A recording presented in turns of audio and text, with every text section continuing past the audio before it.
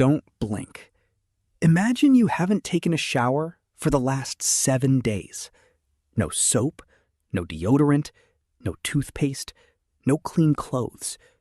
By now, you'd probably assume you smell terrible. But here's the strange part. If an ancient human walked past you, they might think you were the one with the unpleasant smell. Because what they feared wasn't body odor. It was the smell of disease, the smell of rotten food, the smell of contaminated water, the smell that could mean death. Today, we associate being clean with perfumes, shampoo, and fresh laundry. But for almost all of human history, none of those things existed. Yet somehow, our ancestors survived for hundreds of thousands of years without modern hygiene.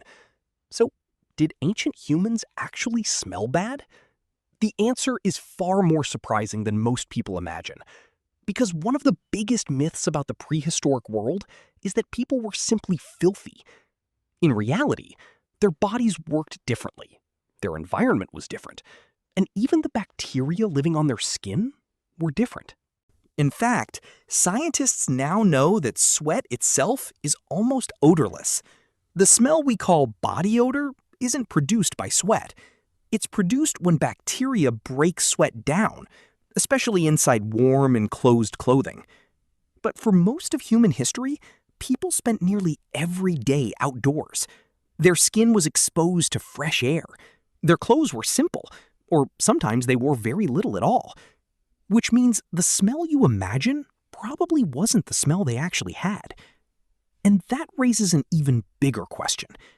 If they didn't have soap, toothpaste, or deodorant, how did they keep themselves healthy? The answer begins with fire. The biggest surprise may not be body odor at all. It might be their teeth. Today, most people brush twice a day, use toothpaste, use mouthwash, and still end up with cavities. But many prehistoric humans had healthier teeth than we do. How? Because the biggest enemy of your teeth isn't the absence of toothpaste, it's sugar. For hundreds of thousands of years, people ate wild meat, nuts, roots, berries, and seasonal fruit. Very little of that food stayed stuck to their teeth. Then agriculture arrived. Grains became common, carbohydrates increased, the bacteria that cause cavities exploded. In other words, human teeth didn't become worse because people stopped cleaning them. They became worse because civilization changed the menu. That doesn't mean ancient people ignored their mouths. Far from it.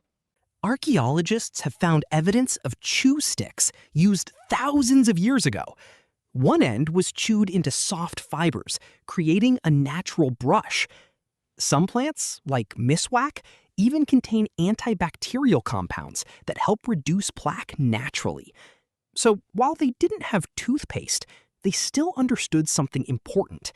A clean mouth meant a healthier body. But smelling clean and staying healthy were not always the same thing. What do you think mattered more for survival? Clean teeth or fire, a smoky body? Comment just one word: teeth or smoke. Because smoke followed them everywhere. If you walked into an Ice Age camp, the first thing you would probably notice wouldn't be sweat, it would be fire.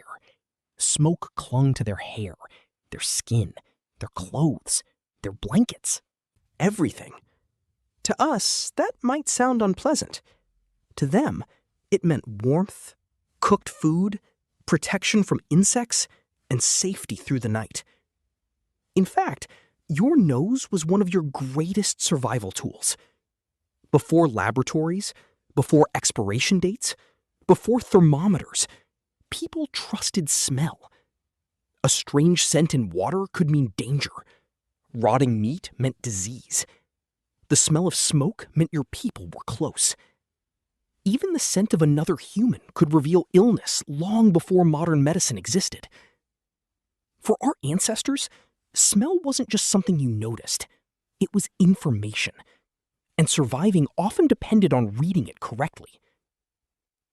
Before clothing became part of everyday life, body odor wasn't the problem many people imagine. Ironically, clothes changed everything. As humans spread into colder climates, animal skins became essential. They kept people warm, but they also trapped sweat, held moisture, and created the perfect place for tiny parasites to live. Scientists know this because of body lice. Unlike head lice, body lice don't live in hair. They live inside clothing. Their DNA suggests they split from head lice tens of thousands of years ago, around the same time humans began wearing clothes regularly. In a strange way, tiny parasites have helped reveal one of the biggest milestones in human history. But ancient people didn't simply accept living with them.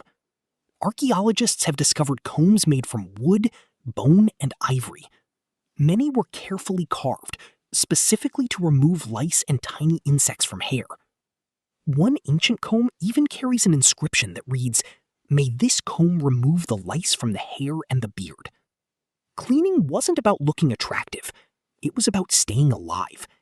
And unlike today, it was rarely something you did alone. Imagine sitting beside the fire while someone patiently combed your hair, removed parasites, and checked your skin for wounds. Among early humans, just as among chimpanzees today, grooming wasn't only hygiene. It was trust. It strengthened friendships, protected children, and helped keep entire communities together. Evidence also suggests that Neanderthals and early Homo sapiens kept waste away from where they slept, whenever possible, not because they understood bacteria, but because they understood something simpler. Bad smells often meant danger. Rotting food attracted scavengers. Waste attracted insects. Keeping camp clean, or moving to a new one, reduced the risk of disease long before anyone knew what germs were. So, did ancient humans smell bad? Sometimes, probably. After a long hunt, days of travel, or weeks inside heavy animal skins, they almost certainly carried strong, natural odors. But they were never as filthy as we often imagine. They cleaned their teeth, washed in rivers, used sand, clay, and ash to clean their bodies, protected their sleeping places from insects, and cared for one another every single day. Perhaps that's the biggest surprise. Modern hygiene is designed to make us smell pleasant. Ancient hygiene was designed to keep people alive. Before you go, what would you miss the most if you woke up 50,000 years ago? A hot shower? A toothbrush? Or soap? Comment just one. Shower? Toothbrush? Or soap? And if living without modern hygiene sounds difficult, imagine suffering a broken leg with no doctor, no antibiotics, no painkillers. For most of human history, that wasn't a nightmare. It was everyday life. Click the next video to discover how ancient humans survived before medicine, because some of the treatments they used sound impossible today, yet many of them actually worked.